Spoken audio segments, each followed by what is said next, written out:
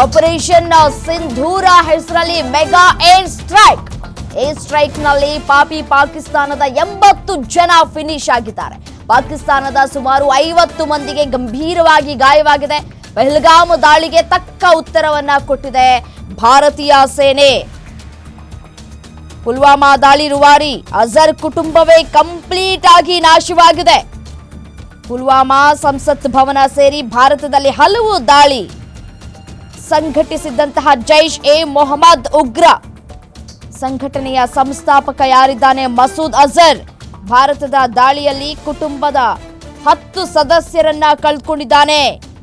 Pak shell ಯುದ್ಧ ಭಾರತದಲ್ಲಿ 15 ಬಲಿ ಕೂಡ ಆಗಿರುವಂಥದ್ದು. ಭಾರತದಲ್ಲಿ ದಾಳಿಗೆ ಬಂದಿದ್ದು 80 ವಿಮಾನ ಅಂತ ಹೇಳಿ ಪಾಕ್ ಹೇಳ್ತಾ ಇದೆ.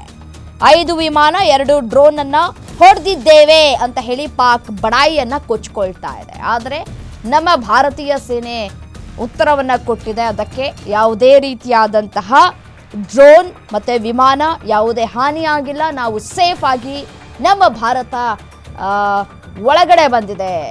ಯಾವುದೇ ರೀತಿಯಾದಂತಹ ವಿಮಾನಗಳು ಡ್ರೋನ್ಗಳನ್ನು ಹೊಡೆದು ಉರುಳಿಸುವಲ್ಲಿ ಪಾಕ್ ಯಶಸ್ವಿಯಾಗಿಲ್ಲ ಅನ್ನೋದನ್ನ ದೃಢಪಡಿಸಿದೆ ನಮ್ಮ ಭಾರತೀಯ ಸೇನೆ.